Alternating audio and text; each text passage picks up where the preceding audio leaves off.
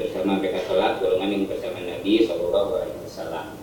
Alhamdulillah dalam segala keterbatasan situasi kita saat ini, kita diberi kemudahan oleh Allah menyempatkan duduk di majelis yang mulia ini bersama-sama menuntut ilmu kepada guru kita Al-Ustaz Firanda Andirjah Bidahullah Ta'ala, yang insya Allah siang hari ini beliau akan menyampaikan kajian dengan tema taubat. Izin Ustaz, Bapak Ibu, sebelum masuk ke materi Ustaz, kami membacakan tata tertib. Yang pertama, mari sama-sama kita luruskan niat, ikhlas menuntut ilmu agar Allah beri kepada kita hidayah dan kemudahan bagi kita untuk mengamalkan ilmu yang kita dapat dari Ustaz nanti.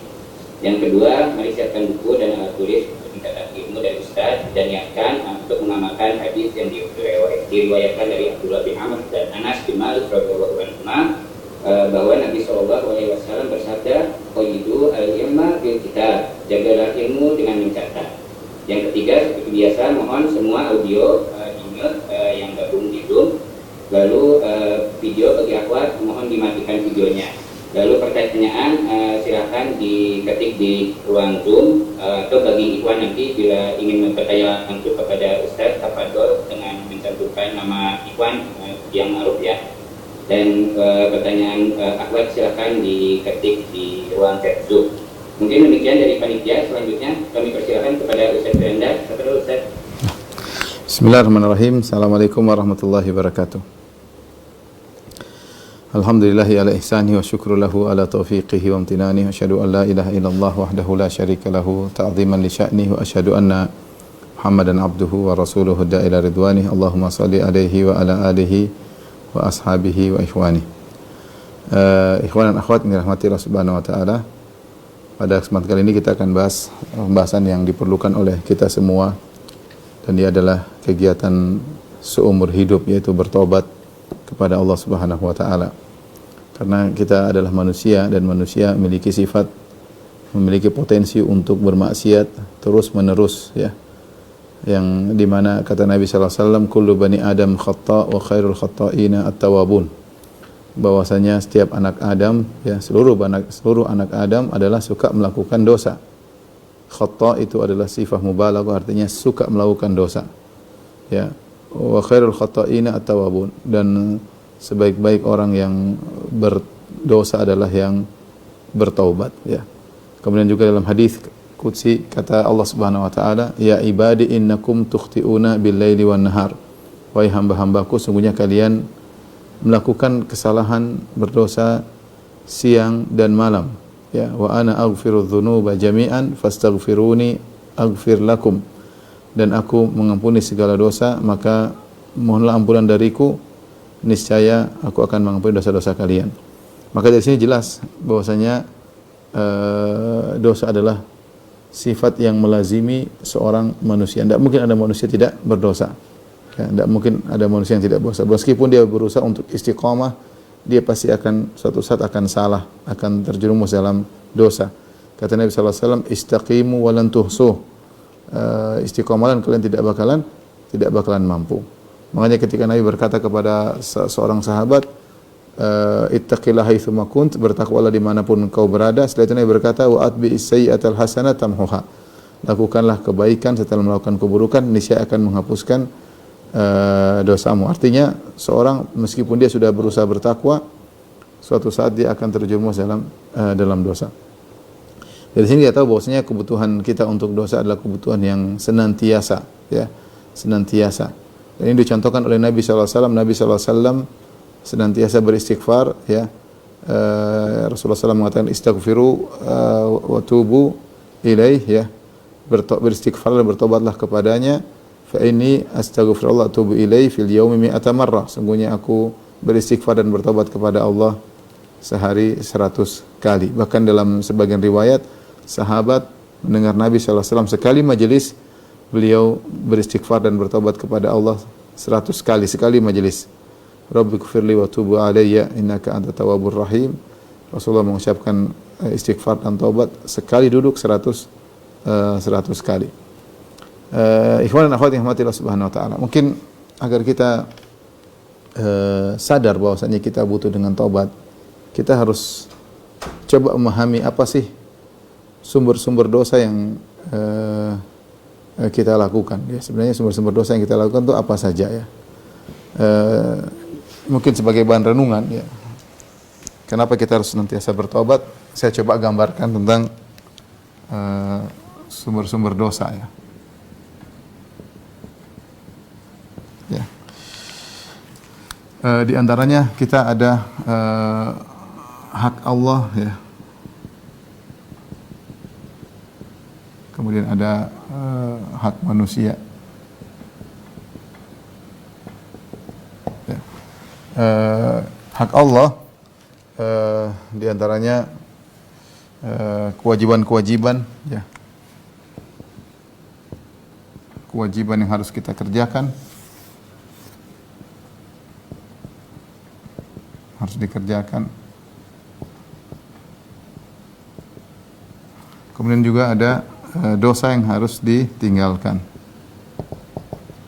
maksiat.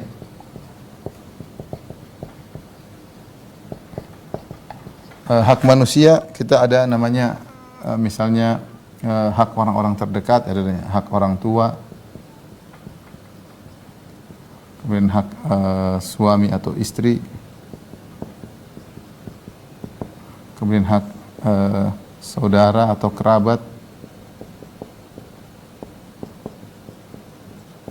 nanti ada hak juga tetangga. Ada juga misalnya kita bicara hak bos ya, majikan. Ada juga hak pegawai atau anak buah, pekerja. Kemudian kewajiban yang harus kita kerjakan ya. Di antaranya atau kalau kita bagi dua ya, hak Allah, kewajiban ya. Kemudian meninggalkan maksiat.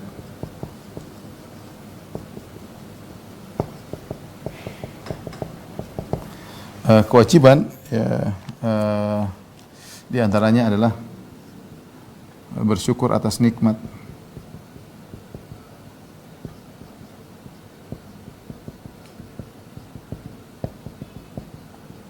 Kemudian ketaatan-ketaatan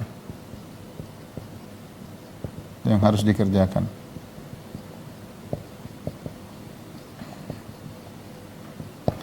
Meninggalkan maksiat ya, yaitu gampangannya adalah menjaga pandangan. Kemudian di antaranya menjaga pendengaran. Kemudian di antaranya menjaga lisan. Di antaranya menjaga hati.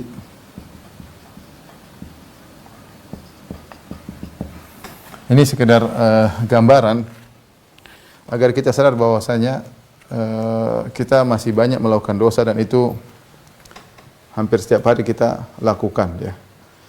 Kalau kita bicara saja tentang misalnya hak kita terhadap sama manusia ya. Hak orang tua, sudahkah kita tunaikan hak orang tua dengan sebaik-baiknya? Sudahkah kita menjadi anak yang berbakti? Ya, hak orang tua sudah kita tunaikan dengan sebaik-baiknya. Kita bicara hak suami dan istri ya. Apa kita sebagai seorang suami sudah menunaikan hak istri kita? Sudahkah kita bermuamalah dengan yang seharusnya yang Allah perintahkan ya? Atau sebaliknya seorang istri sudahkah dia taat kepada suaminya ya? Menjalankan segala kewajibannya sebagai seorang istri? Apakah sudahkah dia tidak mengangkat suara di hadapan suaminya? Sudahkah dia tidak menuntut lebih daripada kemampuan suaminya misalnya? Ya, belum lagi hak saudara atau kerabat ya. Hak kakak kita, adik kita sebagai saudara kandung kita, sudahkah kita perhatikan? Sudah kita, kalau kita punya kelebihan harta, sudahkah kita memperhatikan tentang kekurangan mereka, kondisi mereka ya?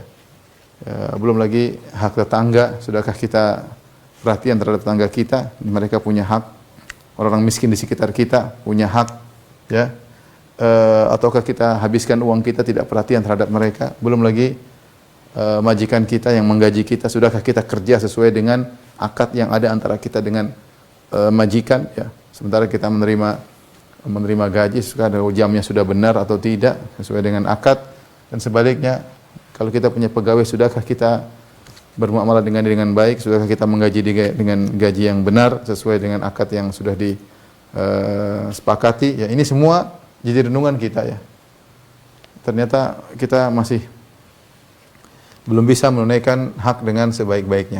Hak orang tua belum tentu kita bisa tunaikan dengan baik. Hak pasangan hidup kita, hak anak-anak. Ya, sudahkah kita perhatikan sudahkah kita kasih arahan? Sudahkah kita menegur atau kita cuek saja, kita kasih HP kemudian dia bermain dengan apa yang dia sukai? Banyak hal ya. Kalau ini semua ada pertanggungjawabannya ya. Hak orang tua, hak suami, hak istri, tadi saya lupa tadi hak anak-anak ya. Anak-anak. Ini juga ya. Ini saja tentu kita muqassir, kita masih kurang menunaikan hak-hak mereka ya. Dan sebagaimana salah satu tafsiran dari para ulama pada hari kiamat kelak, yauma yafirul mar'u min akhihi, seorang akan lari dari saudaranya, wa ummihi wa abi, akan kabur dari ibunya dan ayahnya, wa sahibatihi wa banih, lari dari istrinya dan anak-anaknya. Kenapa? Dia tidak ingin dituntut oleh mereka. Hak-hak tersebut ternyata belum dia tunaikan dan dia akan dituntut pada hari kiamat oleh orang-orang terdekatnya. Ya, karena semakin dekat orang-orang tersebut, semakin besar hak mereka. Ketika dia tidak tunaikan ya, tanpa uzur, maka dia akan dituntut pada hari kiamat kelak. Kita bicara hak Allah, ada kewajiban-kewajiban. Kewajiban yang harus kita kerjakan ya. Salat 5 waktu, kemudian puasa sudah kita kerjakan dengan baik, puasa atau tidak, salat bagaimana ya. Zakat sudah kita bayarkan atau tidak zakat tersebut ya. Banyak kewajiban-kewajiban yang Allah perintahkan. Sebaliknya Allah juga merintahkan kita untuk bersyukur kepada Allah Subhanahu wa taala. Ingat setiap nikmat ya, setiap nikmat ada tanggung jawabnya ya. Ya. Setiap nikmat ada tanggung jawab, ada pertanggungjawabannya.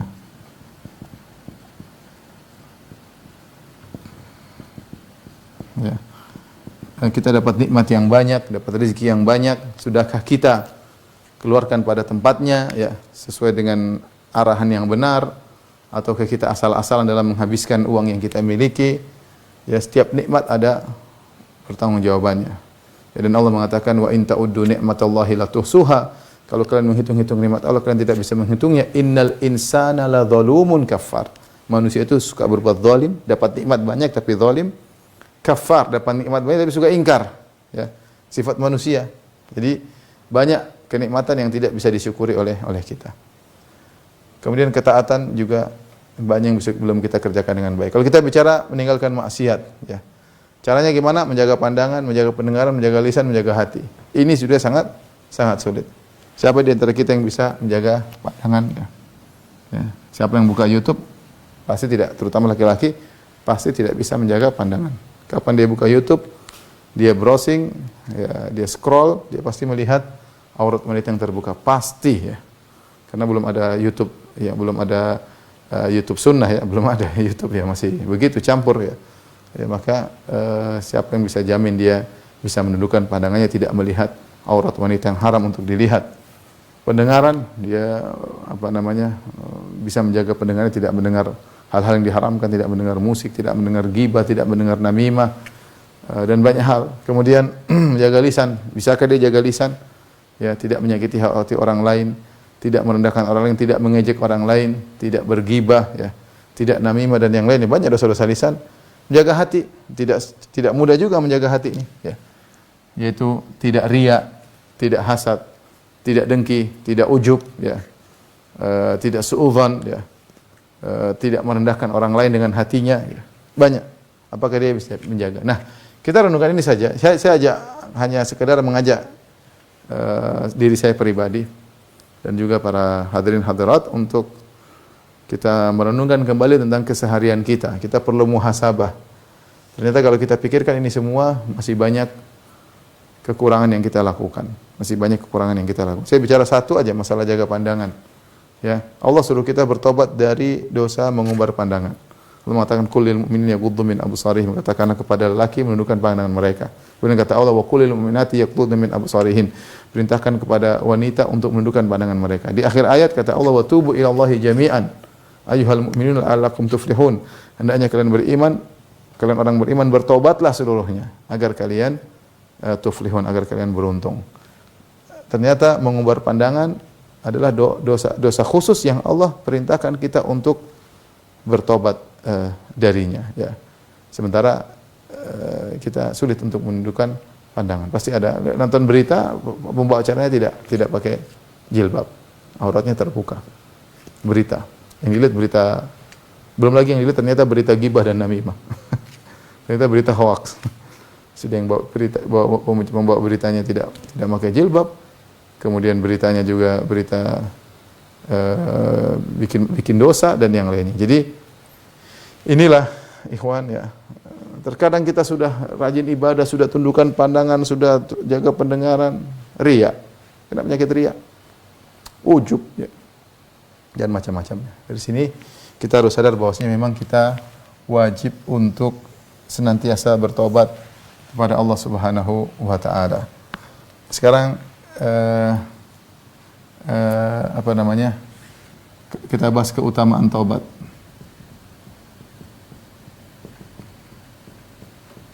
Taubat adalah ibadah yang sangat dicintai oleh Allah Subhanahu wa taala, makanya memiliki banyak keutamaan. Di antaranya orang yang taubat dicintai Allah. Dicintai Allah. Innallaha yuhibbut tawwabin.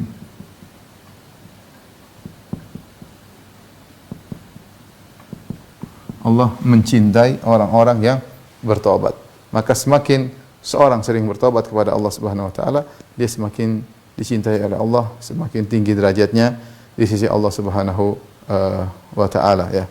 Makanya orang yang beruntung yang catatan amalnya penuh dengan istighfar. Penuh dengan istighfar. Lisannya selalu beristighfar kepada Allah Subhanahu wa taala. Kata Nabi sallallahu alaihi wasallam, "Tuba liman wajada fi sahifatihi istighfaran katsiran." Kata Nabi, sungguh beruntung orang yang mendapati dalam catatan amalnya banyak istighfar. Orang yang beruntung adalah orang yang mendapati dalam catatan amalnya ternyata banyak istighfar. Dia sering astagfirullah, astagfirullah, astagfirullah, ya. Kemudian orang yang bertobat dimasukkan surga.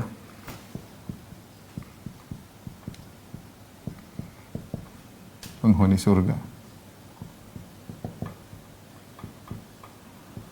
Allah mengatakan, Allah muji orang-orang beriman, at-taibun, kata Allah, at-taibun. Orang-orang yang bertobat, ya. Allah juga mengatakan, ya ayyuhalladzina amanu tubu ilallahi taubatan nasuha asa rabbukum ayyukaffira ankum sayyi'atikum wa yudkhilakum jannatin tajri min tahtihal anhar. Ya. Kata Allah Subhanahu wa taala, ya ayyuhalladzina amanu tubu ilallahi taubatan nasuha, tubu ilallahi taubatan nasuha. Kemudian kata Allah, asa rabbukum ayyukaffira ankum sayyi'atikum wa yudkhilakum jannatin tajri min tahtihal anhar.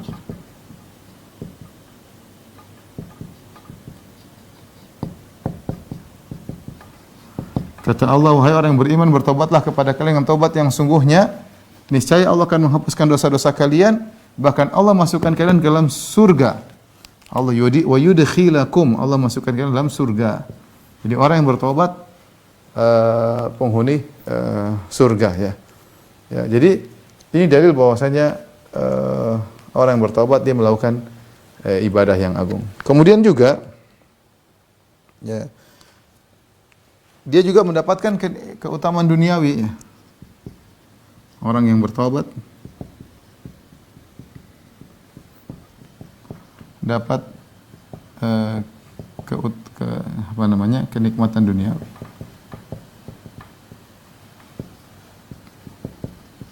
Sebagaimana perkataan Nabi Nuh alaihissalam, "Faqultu astaghfiru rabbakum innahu kana ghaffara yursilis samaa 'alaikum midrara."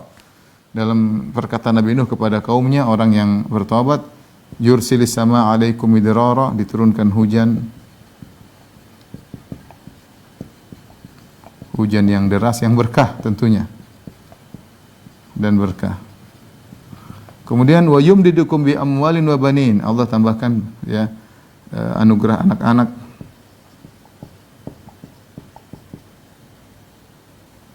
Kemudian anugerah harta.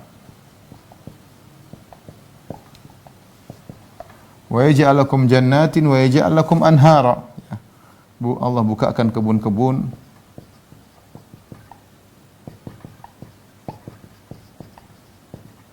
Allah alirkan sungai-sungai.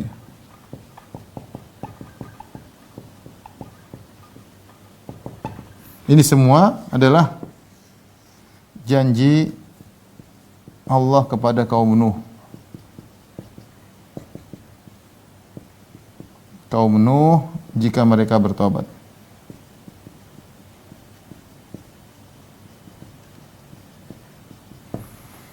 Di antaranya juga Allah janjikan kepada kaum Hud, ya, kata Allah wa yazidukum quwwatan ila quwwatikum, menambah kekuatan.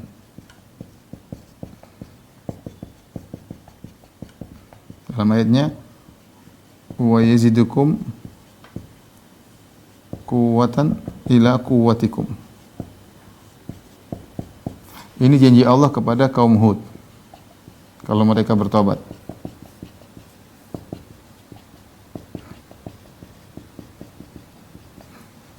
Jika mereka bertobat.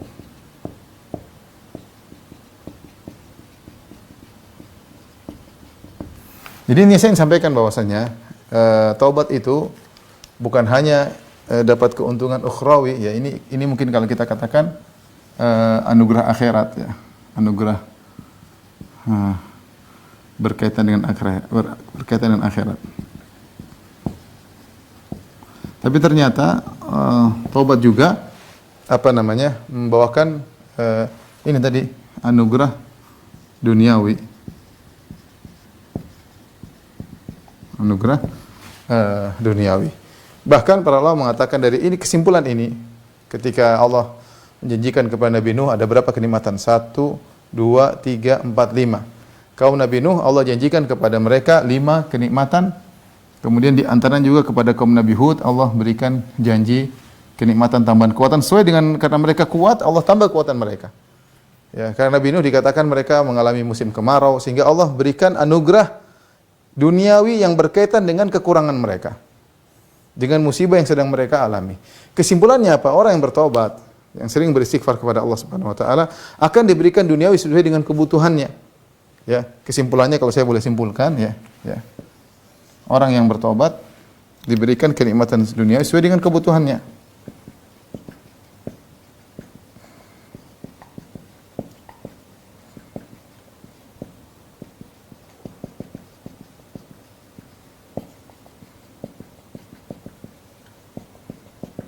Sesuai kebutuhannya. Karena ma rufi'a al-bala illa bitaubah, ya. Ma nazala bala illa bidzam wa ma rufi'a illa bitaubah. Kalau tidak salah Ali berkata, ma nazala al-bala illa bidzam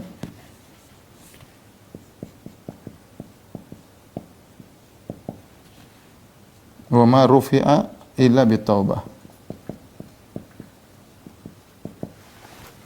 Tidak turun bencana kecuali karena dosa.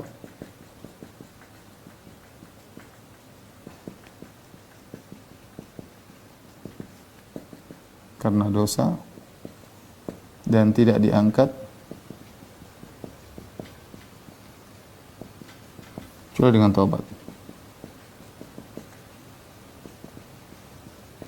Di antara cerita yang menarik, ada seorang wanita bercerita ketika dia ribut dengan suaminya pergi keluar rumah, marah, meninggalkan dia bingung apa yang harus dia lakukan, bertelepon, HP-nya mungkin dimatiin, jadi tinggal duduk istighfar, astagfirullah, bertobat kepada Allah, sampai suaminya kembali lagi. Ini semua karena dosa. Maka ikhwan dan akhwat, kita selain butuh kepada taubat, ternyata taubat itu memiliki keutamaan, ya. Karena taubat itu sendiri adalah ibadah yang dicintai oleh Allah Subhanahu wa taala ya. Karena saking dicintai oleh Allah Subhanahu wa taala ya, taubat karenanya Nabi SAW bersabda ya, laulam tuznibu, kata Nabi SAW, laulam tuznibu la dhahaba bikum thumma jaa biqaumin yuznibun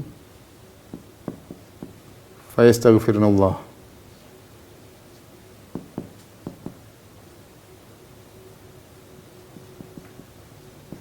Kata Nabi sallallahu alaihi wasallam, kalau kalian tidak berdosa, Allah akan musnahkan kalian.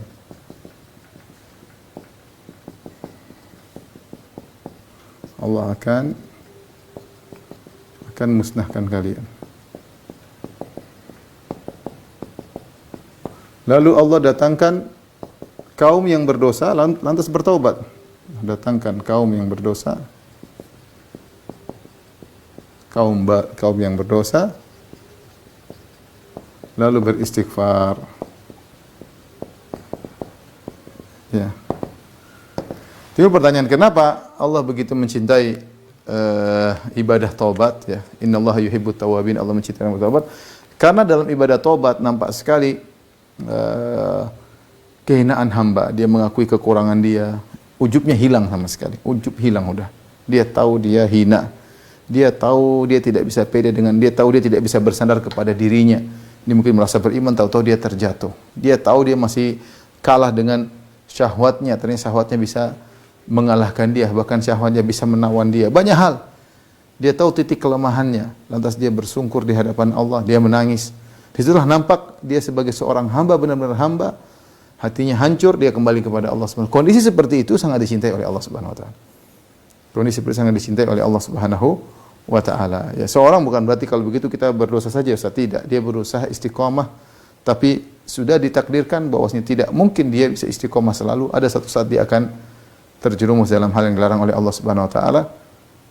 Sementara sumber dosa begitu banyak, tinggal pandai-pandai dia mendeteksi dirinya berdosa atau tidak. Dia pasti berdosa, kemudian dia bertobat kepada Allah Subhanahu wa taala.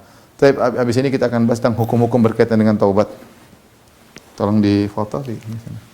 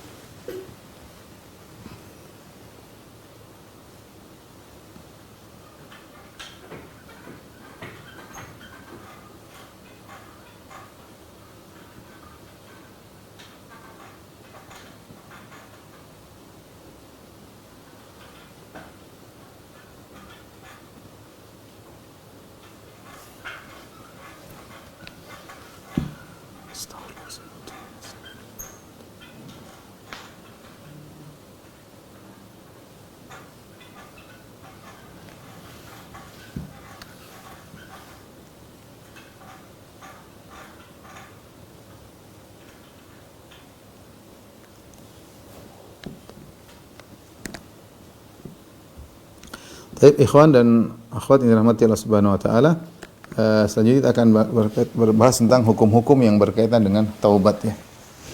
Hukum-hukum yang berkaitan dengan taubat.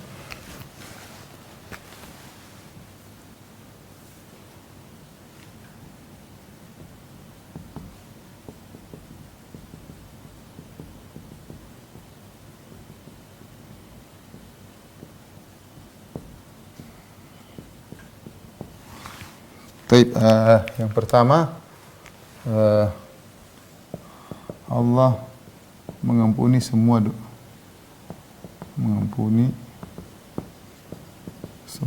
jenis dosa.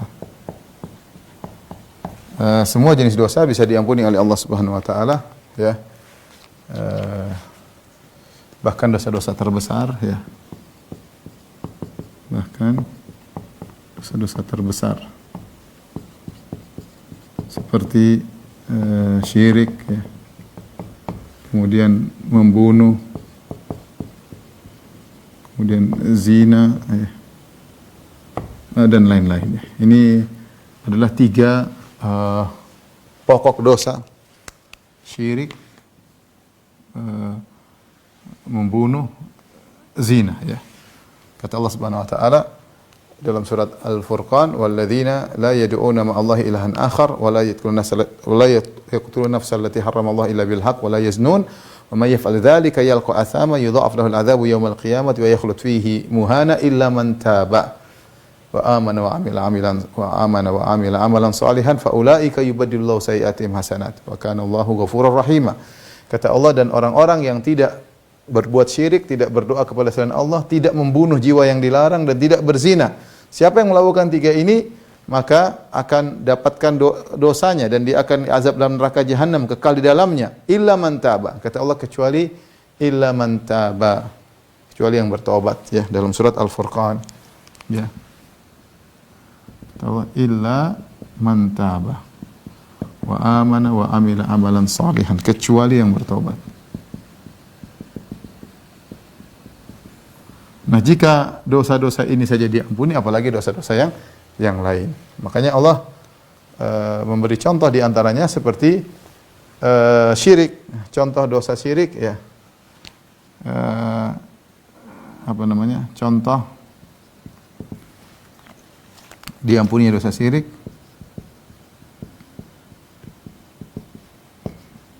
Dosa syirik. Contohnya, ya, kisah para penyihir Fir'aun. Penyihir Fir'aun. Ya, mereka profesinya adalah penyihir, melakukan syirik, ya. Tetapi kemudian mereka di akhir hayatnya meninggal masuk Islam, Allah terima tobat mereka, ya. Ya.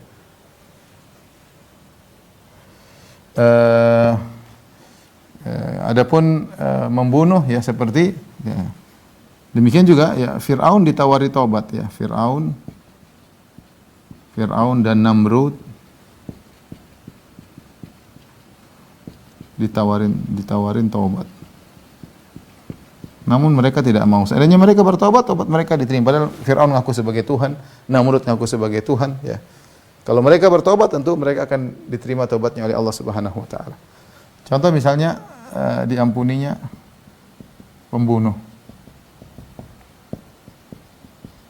Ini banyak contohnya, seperti kisah pembunuh 100 nyawa.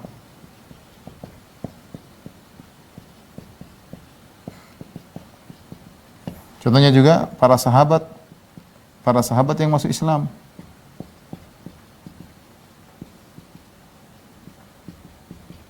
Seperti Khalid bin Walid, kemudian Wahsy, dan lain-lain, ya. Khalid bin Walid membunuh sahabat di dalam perang Uhud. Dia bunuh, tetapi dia disebut pedang Allah, ya. Wahsy yang membunuh Hamzah, tapi akhirnya dia masuk Islam, ya. Jadi ini intinya, Allah mengampuni semua jenis dosa, bahkan dosa besar seperti syirik, apalagi dosa-dosa yang lain. Makanya Allah Subhanahu Wa Taala disifati dengan At-Tawwab. Ini nama Allah, Maha menerima taubat. Maha menerima taubat. Ya. Disebut juga Al-Ghafur. Kemudian juga Al-Ghaffar. Kemudian Al-Ghafir. Ini 3 nama Allah Subhanahu Wa Taala, Maha Pengampun. Maha Pengampun. Al-Ghafur, Al-Ghaffar, ini kembali kepada disebut dengan Al-Ghafur, yaitu Allah mengampuni dosa sebesar apapun. Al-Ghaffar, dosa sebanyak apapun, Allah Maha Pengampuni. Jadi ada perbedaan antara Al-Ghafur dengan Al-Ghaffar. Intinya maknanya itu, salah satunya maknanya adalah Allah Maha mengampuni dosa sebesar apapun.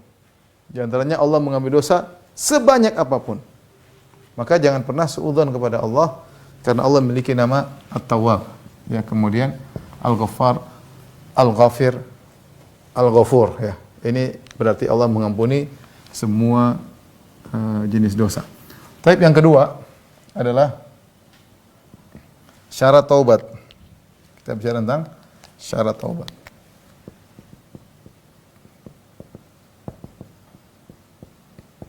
Apa syarat-syarat taubat? Syarat taubat ditinjau dari orangnya, waktunya. Orangnya ya harus terkumpul padanya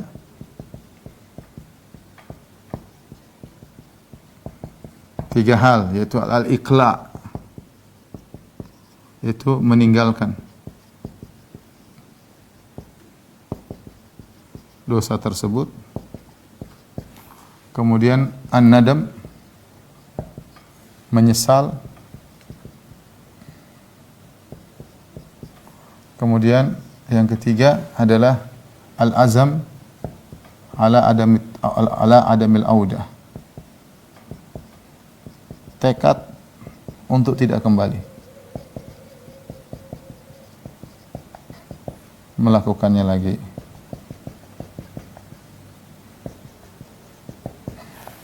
Ini berkaitan dengan orang tersebut. Kapan orang tersebut terkumpul padanya tiga perkara ini, maka dosanya diampuni. Jika dosanya diampuni. Adapun waktunya dua, yaitu sebelum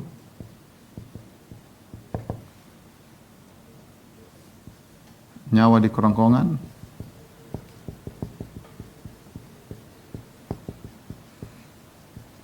sebelum matahari terbit dari barat.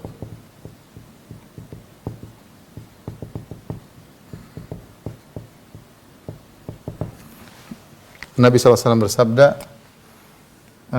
Inna Allaha yaqbalu taubatal abdi malam yuwarghir. Allah menerima taubat seorang hamba sebelum nyawa di kerongkongan. Ya. Allah menerima taubat nyawa seorang Allah menerima taubat seorang hamba sebelum nyawanya sampai di kerongkongan. Kalau nyawa di kerongkongan, al-mu'ayyan, dia sudah melihat malaikat datang mengabarkan bahwasanya kau di neraka atau di surga, maka tidak diterima taubatnya. Ya, ini apa namanya? Syarat taubat. Kemudian ada satu, ya, jika berkaitan dengan hak orang lain, ya, jika berkaitan dengan hak orang lain,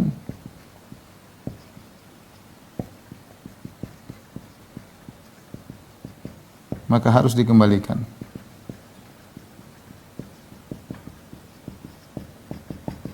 Kalau ternyata dia pernah mencuri harta orang, maka dia harus kembalikan harta tersebut. Kalau dia pernah menjatuhkan hak orang, merendahkan hak orang, maka dia minta maaf. Itu namanya taubat yang benar. Syarat-syarat taubat. Jika terpenuhi ini, maka taubat seorang diterima. Ya, perhatikan, ya. Timbul pertanyaan, apakah pasti taubat kita terima? Perhatikan. Catatan. Allah pasti menerima taubat. Pasti, karena nama Allah At-Tawwab. Alam ya'lamu annallaha huwa yaqbalu taubata an ibadih. Kata Allah, tidak akan mereka tahu bahwasanya Allah menerima taubat dari hamba-hambanya. Allah mau menerima taubat, pasti. Allah pasti menerima taubat. Menerima taubat jika syarat dipenuhi. Pasti. Namun diterimanya taubat sulit, diterima taubat tidak bisa kita pastikan.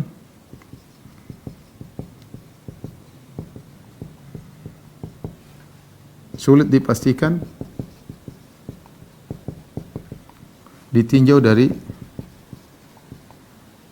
sisi kita. Sisi kita. Bukan dari sisi Allah. Dari sisi kita, apakah kita sudah memenuhi persyaratan?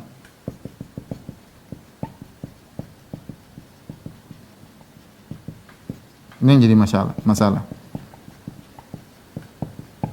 Kalau Allah pasti terima. Tinggal kitanya, sudah kita memenuhi persyaratan, yang ada kita husnudzan. Berbaik sangka. Ya. Semoga syarat-syarat sudah terpenuhi.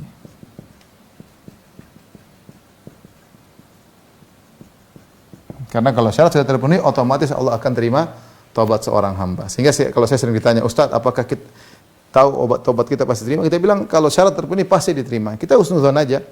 Yang penting antum ketika bertobat meninggalkan dosa tersebut, menyesal nggak menyesal, buktinya nangis, tekad tidak akan kembali lagi, ya. Makanya kalau ada orang bertobat tapi dia tidak memenuhi persyaratan, tidak terima.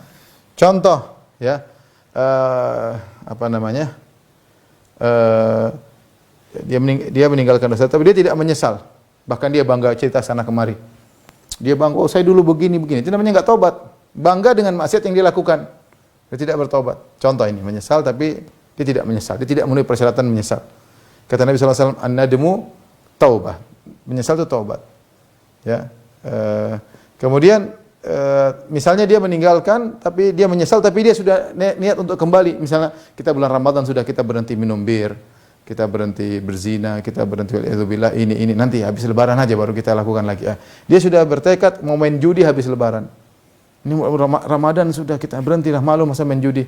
Berarti dia meninggalkannya sudah bertekad untuk kembali lagi. Tidak diterima karena dia sudah rencana nanti lebaran main lagi. Ya, itu namanya taubatnya tidak diterima, ya. Taubatnya diterima. Kemudian berikutnya yang ketiga,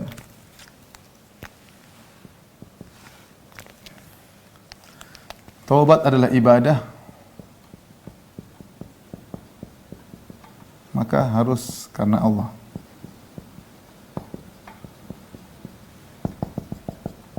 Harus karena Allah, ya. Meninggalkan maksiat karena malu atau karena takut sakit atau karena takut ketangkap. Intinya karena ini semua karena malu atau karena takut sakit, karena takut ketangkap, maka bukan ibadah. Ini bukan ibadah, bukan ibadah. Karena ibadah harus karena Allah Subhanahu wa taala. Harus karena Allah Subhanahu wa taala. Ya, perhatikan ini penting. Orang meninggalkan rokok, saya takut merokok karena takut paru-paru. Saya takut zina, takut kena AIDS. Ini dia tinggalkan maksiat bukan karena Allah. Berarti dia tidak bertobat. Zahirnya seperti bertobat, udah bertobat udah enggak lagi. Iya. Tapi secara kenyataan dia tidak bertobat. Kenapa dia meninggalkannya? Bukan karena Allah Subhanahu wa taala, ya. Ini. Intinya adalah karena Allah. Intinya bertobat karena Allah. Dan tidak mengapa, ya. Tidak mengapa didompleng karena duniawi, ya. Tidak apa-apa, ya. Misalnya saya bertobat dari zina, masya Allah, ngeri dosa deh. Saya juga takut juga kena AIDS misalnya. Ya, jadi yang utama dia karena Allah. Adapun embel-embelnya karena takut juga karena AIDS, ya itu tidak apa-apa. Tapi paling inti adalah karena Allah, itu yang paling penting. Niat utamanya inti karena takut kepada Allah Subhanahu wa taala, bukan karena takut AIDS. Adapun ada bawa belakang nih, waduh. Saya takut tobat, saya takut dosa nanti saya kena bisa jadi saya dikena hukuman belakangan oleh Allah, ya. Bisa jadi saya ekonomi saya disusahkan oleh Allah banyak. Itu perkara duniawi, tapi intinya dia bertobat pertama ikhlas karena Allah Subhanahu wa taala. Kemudian yang keempat, ya. Hal-hal yang bukan syarat taubat. Hal-hal yang bukan syarat taubat.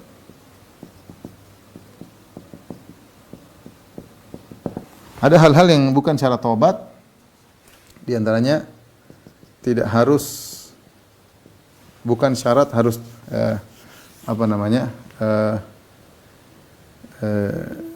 bukan syarat harus tidak mengulangi lagi.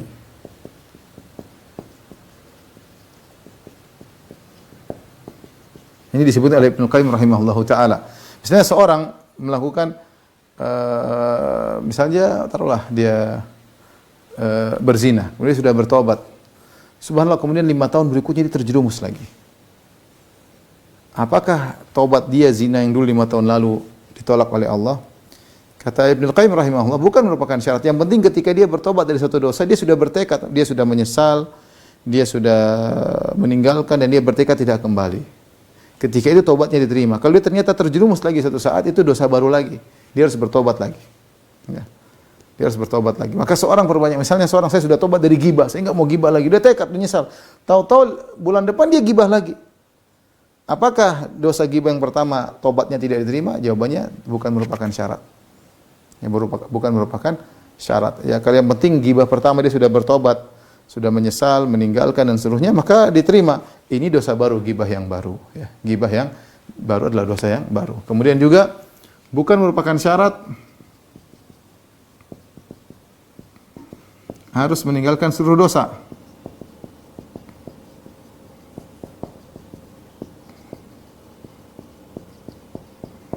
Jadi setiap dosa hukumnya tersendiri.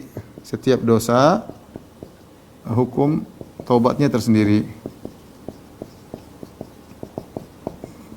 Maksudnya bagaimana? Maksudnya jika seorang, contoh, si A punya dosa 5, ya, 5. Misalnya dia durhaka, dia ternyata syirik, dia. Jika dia bertobat dari 2 dosa dan yang 3 masih dilakukan, maka tobatnya diterima. Maka tobatnya dari 2 dosa diterima. Ini perlu saya sampaikan, kenapa? Karena sebagian orang datang setan kepadanya mengatakan, ngapain ente bertobat? Ente minum bir aja. Ente bertobat, ente masih riba. Ente bertobat dari bir, ente masih riba. Ya sudah, minum bir aja percuma. Kalau ente mau tobat harus tinggalkan riba, sebentar dia belum bisa tinggalkan riba misalnya. Ulama menjelaskan bukan merupakan syarat ketika dia bertobat dari satu dosa semuanya harus ditinggalkan, tidak. Tapi jika dia bertobat dari dosa, dia tinggalkan memenuhi persyaratan, maka dosa itu tobatnya diterima. Adapun dosa-dosa yang lain dia perlu tobat-tobat sendiri. Jadi masing-masing dosa punya tobat sendiri. Saya ulangi, masing-masing dosa punya hukum tobat sendiri.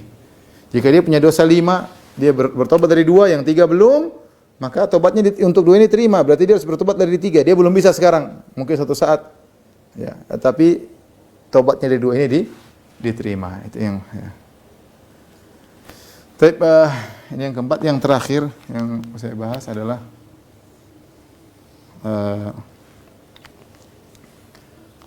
yang kelima adalah kedudukan orang setelah bertobat. Kedudukan seseorang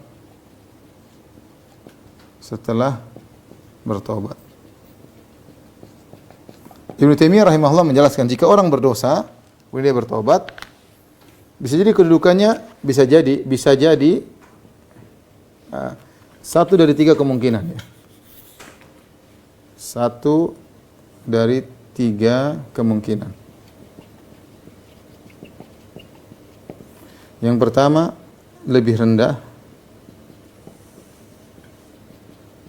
Yang kedua, sama saja. Yang ketiga, lebih tinggi. Karena yang jadi patokan adalah akhirnya. Yang jadi patokan akhirnya. Ada orang setelah dia melakukan dosa, dia bertobat, imannya rendah. Tobatnya mungkin kurang sempurna. Tadinya dia rajin ini, kemudian rajin ke masjid, kemudian mungkin dia minum bir, akhirnya bertobat tapi dia tidak lagi ke masjid. Tapi dia berhenti dari bir misalnya, tapi tidak lagi rajin ke masjid. Ini berarti dia belum tobat dengan sempurna. Ada tobatnya berhenti tapi imannya turun. Ada orang seperti gitu. Ada orang setelah melakukan maksiat dia bertobat, dia kembali lagi seperti semula sebelum dia berdosa. Dia berdosa, bertobat, kembali lagi. Maka ini kondisinya sama saja. Ada yang setelah berdosa kemudian bertobat menjadi lebih tinggi, seperti kata para ulama, seperti para nabi. Para nabi melakukan sebagian dosa-dosa kecil. Namun setelah mereka berdosa, mereka imannya lebih tinggi lagi. Ya. Yang jadi patokan adalah akhirnya. Jadi patokan adalah akhirnya. Karena Allah mencintai orang-orang yang bertobat. Ini ikhwan dan akhwat yang dirahmati Allah Subhanahu wa taala, yang bisa saya sampaikan ya, intinya bahwasanya taubat adalah ibadah yang agung. Istighfar, kita harus sering-sering istighfar, kita tahu diri kita banyak melakukan kesalahan. Ya, maka jangan segan-segan kita beristighfar, terutama di waktu sahur, wal bil ashari hum yastaghfirun. Berbesar beristighfar. Kita sekarang alhamdulillah setiap hari sahur. Ya, ada sisihkan waktu kita bersahur sebelum sahur. Setelah sahur kita beristighfar sebelum sahur atau beristighfar setelah sahur. Intinya ada waktu istighfar terutama di waktu sahur, dan istighfar kapan saja dianjurkan. Wallahu a'lam bishawab. Ini yang saya sampaikan. Kalau yang bertanya saya persilakan.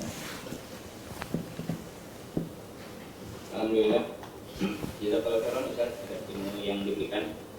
Barakallahu fikum. Semoga apa yang baru saja disampaikan oleh Ustaz dapat menjadi bekal kita dalam mengisi bulan Ramadan ini, kita bisa optimal meraih pahala dan kita dimudahkan dalam bertaubat, melakukan syarat-syarat taubat yang tadi sudah disebutkan oleh Ustaz, dan semoga bulan ini kita diterima taubatnya oleh Allah dan mendapatkan ampunan di bulan yang mulia ini. Baik, ini udah banyak pertanyaan masuk, Ustaz. Maaf dan tidak terbaca seluruhnya. Pertama kami mau membacakan yang masuk ke panitia. Ada pertanyaan. Assalamualaikum Ustaz, insya Allah Ustaz dan keluarga selalu dalam lindungan Allah. Ustaz, apakah saat bertaubat harus spesifik terhadap suatu dosa tertentu? Apakah dengan memohon ampun setiap saat pada Allah, termasuk saat sholat dan zikir setiap hari, itu dapat diartikan bahwa kita bertaubat? Jazakallahu khairan. Kepada Ustaz. Kita harus bertobat. Kita bisa bertobat, ya Allah ampunilah seluruh dosa-dosaku, ya. Yang kecil, yang besar, yang kita ingat maupun kita yang lupakan. Kita berdoa bertobat kepada Allah dari segala dosa-dosa kita. Yang kita sadar, yang kita tidak sadar, yang kita sengaja, yang tidak kita sengaja. Ada doa seperti itu. Kita minta bertobat dari seluruh dosa. Ya, kita mengakui, ya.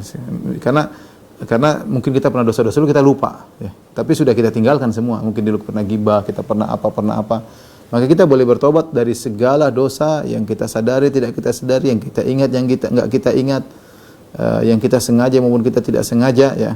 Maka Nabi, di antara doa Nabi adalah demikian, ya Allah ampuni dosa-dosaku, jiddaha wa hizlaha, khata'aha wa amdaha. Ya, Rasulullah mengatakan, ya Allah ampuni dosa-dosaku yang karena kesungguhan, karena ketidaksengajaan, karena kelalaian, ya, karena dan banyak hal. Jadi boleh kita bertobat dari segala dosa, yang penting sekarang kita tidak lakukan. Nah, kalau kita sedang melakukan, kita spesifik. Kalau kita sedang melakukan, kita baru saja sadar dari dosa tersebut, kita berusaha untuk dosa, taubat dari spesifik dosa yang baru saja kita tinggalkan. Ya. Allah alam bisawab. Baik, selanjutnya ada yang raise hand, Aki Kelvin. Ingin bertanya langsung kepada Ustaz, kepada di unmute. Aki Kelvin, Andrea Nesta.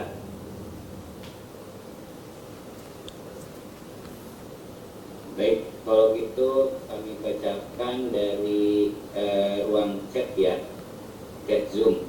Ada dari Ukti Putri. Assalamualaikum Ustaz, izin bertanya bagaimana cara bertaubat dari dosa-dosa kepada ibu yang sudah wafat. Sewaktu koma saya sudah membisikkan permintaan maaf di telinga ibu. Apakah orang yang sedang koma fisiknya maupun ruhnya masih bisa mendengar suara orang yang berbicara padanya, Ustaz? Apakah di akhirat nanti seorang ibu akan menuntut hak-haknya kepada anaknya dan menuntut kezaliman anaknya pada orang tuanya? Lalu satu lagi Ustaz, jika pernah berjanji untuk membayarkan hutang orang tua tapi tidak ditepati janji kita tersebut pada orang tua, apakah hutang tersebut berpindah kewajiban pembayarannya kepada anaknya? Mohon pencerahannya Ustaz, jazakallahu khairan. Kalau orang sudah meninggal atau dalam kondisi sudah meninggal, kita sudah tidak bisa lagi minta maaf kepadanya. Makanya tadi Rasulullah menyuruh kita untuk minta maaf segera. Man kanat lahu madlamatun li akhihi falyatahallalhu minhu al-yawm qabla alla yakuna dinar wal dirham. Barang siapa yang punya kezaliman kepada orang, hendaknya dia minta dihalalkan sekarang juga, hari ini juga. Rasulullah tidak suruh nanti aja. Kenapa di antaranya? Karena bisa jadi kita duluan meninggal atau dia duluan meninggal. Kalau dia sudah duluan meninggal, kita nggak bisa minta maaf. Kalau kita sudah juga duluan meninggal, kita nggak bisa minta sama dia. Makanya jangan pernah menunda, apalagi kalau kesalahan kita kepada orang tua, ya ngapain kita ego, ya udah kita minta maaf. Kita ego yang akhirnya menyusahkan diri kita di akhirat kelak. Adapun orang tua dalam kondisi koma, nggak tahu saya apa dia dengar atau tidak, ya. Namanya orang koma biasanya tidak sadar, ya biasanya tidak sadar. Makanya kalau orang koma kemudian sadar, ditanya dia lupa dengan apa yang dia alami. Ini secara kita bicara secara ya. secara kedokteran medis, orang kalau koma dia tidak sadar. Nanti dia sudah sadar, ketika sembuh dari komanya, dia lupa, dia tidak menyadari apa yang dia apa yang terjadi di sekitarnya. Zahirnya sih ketika dia bisikan kepada orang dalam kondisi koma, zahirnya orang tuanya tidak dengar. Tapi Allah alam bisawab, ini urusan Allah Subhanahu wa taala. Intinya taruhlah dia tidak sempat bertobat sehingga tidak sempat minta maaf kepada orang tuanya sehingga orang tuanya meninggal dunia. Maka yang ada dilakukan sekarang adalah dia banyak mendoakan orang tuanya dan minta ampun kepada Allah Subhanahu wa taala. Ya, minta ampun kepada Allah Subhanahu wa taala. Ya, karena sudah lewat kesempatan untuk minta ampun kepada orang tua. Sekarang tinggal minta ampun kepada Allah dan banyak mendoakan orang tua, banyak mendoakan orang tua. Apakah orang tua akan menuntut kepada anaknya? Iya, di akhirat akan ada tuntutan. Anak nuntut orang tua nuntut anak. Makanya tadi lari, seorang lari dari bapaknya, lari dari ibunya, lari dari anaknya, dari istrinya. Ya. Mereka akan menuntut, ya. Setiap orang akan berusaha menyelamatkan dirinya. Kalau dia bisa mengambil pahala orang, dia akan ambil meskipun pahala anaknya. Kalau dia bisa mengambil pahala, dia akan ambil meskipun pahala saudaranya, ya.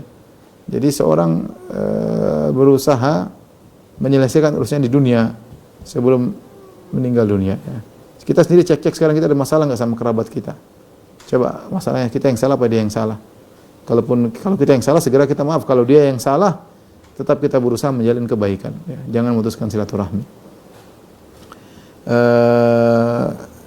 Jadi tetap aja ada saling menuntut pada hari kiamat. Adapun hutang, berkaitan dengan hutang, kalau orang tua meninggal dan hutang itu tidak ada kaitannya dengan harta warisan, ya, kalau ternyata kita menerima warisan dari orang tua, maka tidak boleh kita terima warisan. Warisan harus bayar hutang dulu. Jadi tidak boleh bagi harta waris kecuali hutang orang tua sudah lunas. Jadi tidak boleh bagi harta waris. Harus, kalau hutang sudah ternyata harta orang tua dibayarkan ke hutang seluruhnya dan ternyata hutangnya masih belum terlunaskan juga, maka bukan tanggungjawab ahli waris, ya. Kecuali orang tua meninggalkan perusahaan, nah dia boleh, berarti dia bayar dari perusahaan tersebut. Tapi intinya hutang orang tua tidak diwariskan kepada ahli waris, Allah alam bisawab. Nah, Ustaz, Akhi Kevin sudah bisa diskusinya, Bu? Alhamdulillah. Izin tanya, Ustaz. Ini kan bulan puasa, Ustaz. Nah, kalau misalnya kita berbohong kepada keponakan Ustaz yang masih kecil, Ustaz, apakah itu mempengaruhi puasa kita, Ustaz? Bohongnya bagaimana dulu? Bohongnya ada sesuatu di situ supaya dia tidak melakukan hal yang berbahaya, Ustaz. Iya. Mudah-mudahan itu karena dia masih kecil, mungkin anak kecil ya. Bohong sebenarnya tidak baik, ya. Bohong semuanya tidak baik. Kalau masih ada bisa melakukan ma'arid atau tauriyah. Kalau bisa melakukan tauriyah tanpa harus berbohong, itu yang terbaik, ya. Saya tidak tahu, tapi ya berbeda dengan bohong yang kita bohong kepada orang, ya. Tapi kalau anak-anak, ya, itu bahaya, padahal tidak bahaya. Sebaiknya kita jangan bohong. Kalau memang tidak bahaya, jangan bilang ada bahaya, ya. Kita kata-kata yang lain, kita jelaskan seperti itu. Jangan biasakan diri kita berbohong. Apalagi nanti anak kecil kalau tahu kita bohong, dia menganggap itu suatu biasa. Saya sering sampaikan, bisa jadi yang menjadikan anak kita suatu saat besar jadi pembohong karena dia menganggap bohong biasa, karena dia melihat orang tuanya berbohong. Sehingga bohong itu suatu hal yang biasa. Akhirnya yang meletakkan batu pertama untuk jadi pembohong adalah kita. Maksud saya bukan apa, kita jadi peletak batu pertama pada anak kita jadi pembohong besar di kemudian hari. Ya. Maka jangan kita berbohong. Tapi berkaitan dengan puasa, mudah-mudahan tidak jadi masalah karena ada masalah dari niat. Tapi saya ingatkan jangan suka berbohong meskipun pada anak kecil. Kalau bisa tauriyah itu mengatakan kata-kata yang benar meskipun disalahpahami oleh sang anak. Ya. Meskipun disalahpahami oleh sang anak. Kalau itu tidak, tapi kalau bohong sebaiknya dijauhi. Wallahu a'lam bishawab.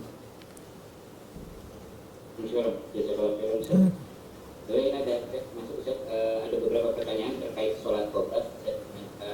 Izin anak menggabungkan beberapa dari Jetis Bantul. Assalamualaikum Ustaz, apakah ada cara khusus dalam bertobat misal sholat tobat?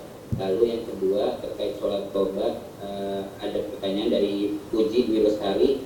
Assalamualaikum Ustaz, saya ingin bertanya kapan waktu mustajab untuk sholat taubat dan apakah dianjurkan mandi terlebih dahulu? Jazakallahu khairan. Sholat taubat yang penting seorang sholat 2 rakaat kapan saja. Jika dia melakukan dosa dengan bertobat, dia silakan sholat taubat. Ya, jika dia berdosa di siang hari, sholat di siang hari. Jika dia berdosa di malam hari, dia segera sholat taubat. Bukan merupakan syarat taubat harus sholat taubat. Saya ulangi, bukan merupakan syarat taubat harus sholat taubat. Bisa jadi seorang bertobat tanpa sholat taubat. Bisa jadi seorang bertobat tanpa sholat taubat. Tapi kalau dia disertai dengan sholat taubat itu lebih afdal. Karena sholat taubat hukumnya sunnah. Sholat taubat hukumnya sunnah, maka itu lebih afdal. Adapun cara sholat taubat seperti sholat sunnah biasa, kapan yang terbaik dikerjakan ketika dia berdosa dan dia bertobat. Tidak usah ditunda-tunda. Kalau dia bertobat, dia berdosa sore hari kemudian dia menyesal, dia tobat sore hari, sholat sore hari. Tidak usah tunda-tunda di malam hari. Jadi kaitannya dengan kapan dia bertobat ya. Wallahu a'lam bishawab. Tidak disyaratkan mandi, tidak disyaratkan apa, sholat seperti sholat sunnah biasa. Taib. Berikutnya dari apa ada yang mau bertanya langsung Pak Masrul Syafri kepada Pak Masrul. Untuk akhwat mohon di chat aja ya, di ruang chat silakan ketik. Pak Masrul Syafri apa mau bertanya pada Ustaz langsung kepada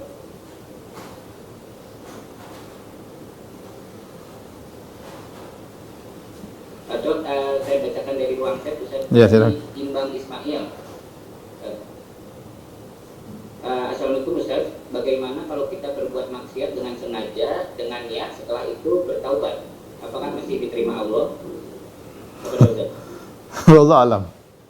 Sama seperti saudara-saudara Nabi Yusuf ya, yang mereka berkata, "Wa takunu min ba'dihi qauman shalihin." Sudah kita bunuh Yusuf atau kita buang, setelah itu kita bertaubat. Ya, gampang kan? Itu di antara cara setan membuat seorang berdosa. Tapi seharusnya kalau dia memenuhi persyaratan tobatnya diterima. Ya, khawatirnya dia sudah niat maksiat, nanti habis maksiat saya tobat, ternyata dia tidak sempat bertobat, sudah dicabut nyawanya oleh Allah Subhanahu wa taala. Allah alam ya, tapi ya dijauhi itu. Tapi seandainya dia sudah setelah dia melakukan maksiat, dia bertobat dan memenuhi persyaratan, harusnya diterima oleh Allah Subhanahu wa taala. Tapi selanjutnya. Ya Ustaz, masuk Ustaz. Oh, gimana Dak? Silakan Dak. Maaf, ini Enggak. penting sekali. Bagaimana Ustaz katakan bagaimana kita ingin bertobat itu harus meninggalkan dosa-dosa yang sudah kita lakukan.